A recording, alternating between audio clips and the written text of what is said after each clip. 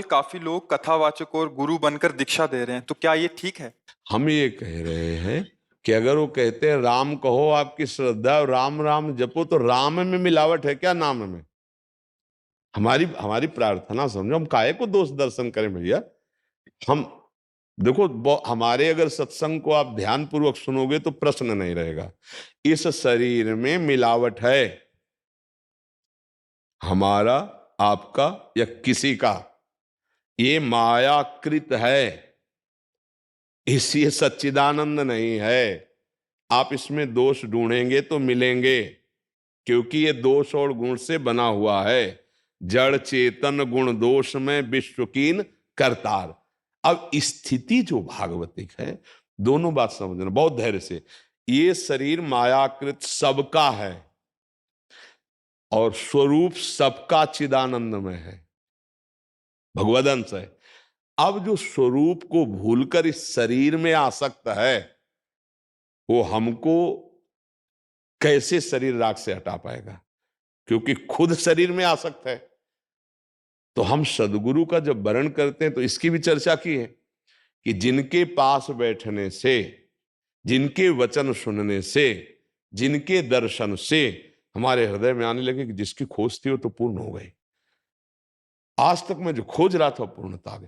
हमारे दोष हमारे सामने आने लगे, उनका त्याग होने लगे, भगवत मार्ग की तरफ आकर्षण होने लगे। ये बाहरी कुछ ऐसे लक्षण हैं जिनके दर्शन से हमारे हृदय में भगवत प्रीति उदय होने लगे, नाम जपने की भावना होने लगे, तो हमें स्वीकार कर लेना।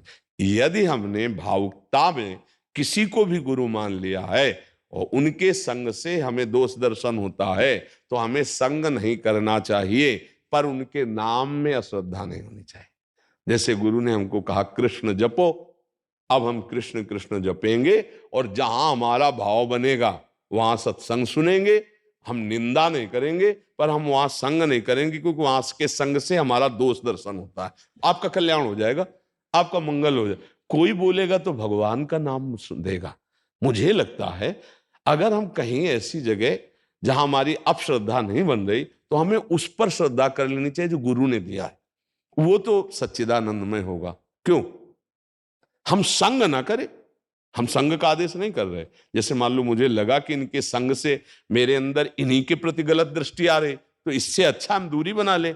गलत दृष्टि क्यों करें? ना हम निंदा करेंगे ना गलत दृष्टि करेंगे। जो आपने कहा है उसको जीवन में नहीं भूलेंगे। उसमें क्या मिलावट है? मानो किसी ने कहा कि आप राम राम जपो, इसमें क्या मिलावट भैया? इसमें क्या मिलावट है? अगर हम राम राम पकड़ लिया तो सच्ची मानो। अब वो गुरु क्या है वो तो वो जाने, पर आप सच्चे बन जाओगे, आप भगवत स्वरूप हो जाओगे।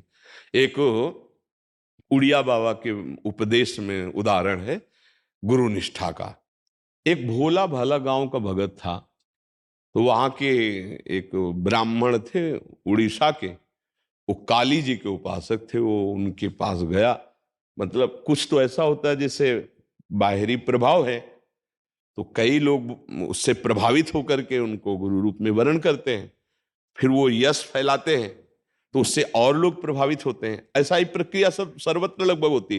तो ऐसे ही वो भोला आदमी गया और वो शाम के टाइम शराब पीते थे, क्योंकि कुछ लोग जो नहीं जानते हैं सिद्धांत को, वो लोग जैसे बकरा की बलि देना, मदिरा पीना, ऐसा वो मानते हैं कि ये उपासना, पर ये आसुरी प्रवृत्ति है, इससे मां प्रसन्न नहीं होती, पक्की बात है। अब वो करते थे ऐसा। अब वो भोला भाला गया तो नशे में बैठे थे, प्रणाम किया और कहा गुरु जी हम आपको गुरु मानते, आप हमें मंत्र दे दो। तो उन्होंने अशुद्ध मंत्र शराब के नशे में उच्चारण करके दिया। मदिरा पिए थे, अशुद्ध था मन।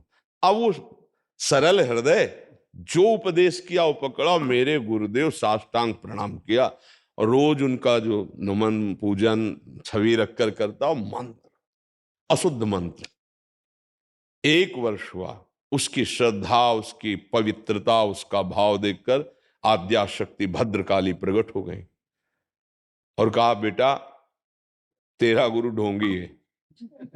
अंबा ने कहा वो शराब पिए था जब मंत्र दिए था और तेरा मंत्र अशुद्ध है। तो उन्होंने कहा मां ये शब्द हम नहीं सुन सकते। अभी 1 वर्ष ही हुआ और गुरु प्रदत्त मंत्र और प्रताप से आप मुझे साक्षात्कार कर दे, मेरे गुरु कैसे ढोंगी हो सकते हैं? निष्ठा देखिए। और कहा मां, मंत्र अगर अशुद्ध होता तो आप कैसे जागृत हो जाती, आप कैसे दर्शन दे देती? मां ने कहा बेटा, तुम्हारी एक गुरु निष्ठा देखकर मैं बहुत प्रसन्न हुई। आज से जो तुम मंत्र जपते हो ना, इसी से मैं सिद्ध होंगी।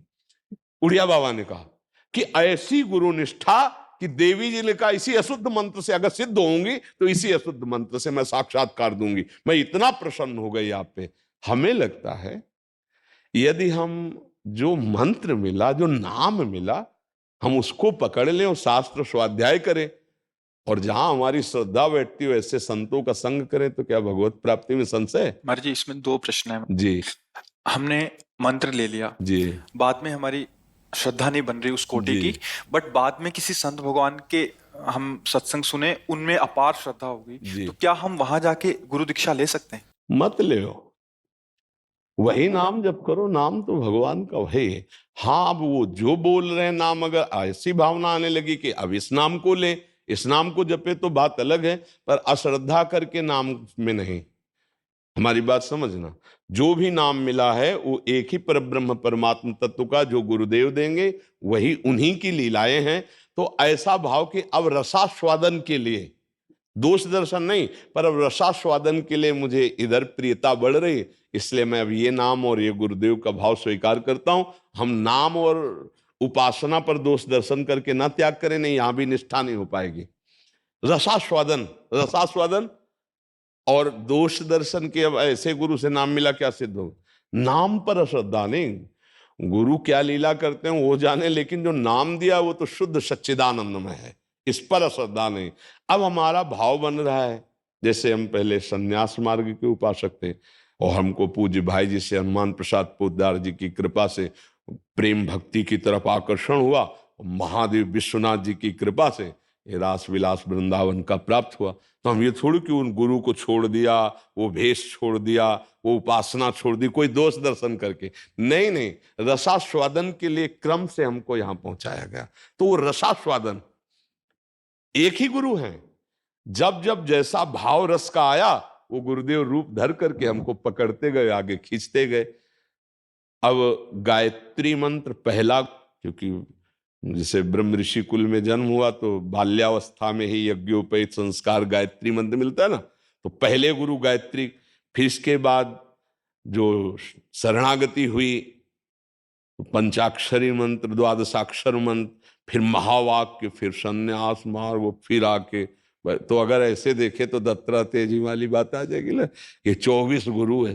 तो एक ही गुरुदेव अवस्थागत हमको ऐसे लाते गए। हम ऐसा भाव करें, दोष दर्शन न करें, और ये रसास्वादन के लिए ही ये व्यवस्था है। कभी दास्य भाव से सख्य भाव, वात्सल्य भाव, कांता भाव, सहचरी भाव, भाव रस की प्राप्ति के लिए आगे बढ़ता चला गया। वो गुरुदेव ही रूप बदल करके आए और हमको उपदेश देते चले गए। उसमें दोष दर्शन नहीं, उसमें ऊंच नीच की भावना नहीं, तो सही मार्ग चलते चले जाएंगे। महाराज जी एक और प्रश्न है, कल हमसे बाहर किसी ने किया था, एक जो सत्संगी है उसको पता है कि उपासना पद्धति के अनुसार इष्ट देव का मंत्र लेना चाहिए, बट कुछ ऐसे जने हैं जिनको इतना ज्ञान नहीं है, गुरु बनाना है, कृष्ण में प्रीति है, ठाकुर जी में प्रीति है, बट राम मंत्र मिल गया, बाद में पता लगा राम मंत्र दे दिया गुरु जी ने। तो इतनी जानकारी तो उपासक को करनी चाहिए। नहीं नहीं, इसमें सावधानी रखनी चाहिए कि हम जिसको गुरु बना रहे हैं वो किस उपासना के हैं, इनका क्या उपासना का क्षेत्र है, मेरी मांग क्या है, फिर गड़बड़ हो जाएगा। या तो एकदम कोरा कागज बन करके कि आप लिख दो इसमें जो लिखना है, वही बात है। और यदि कि मेरे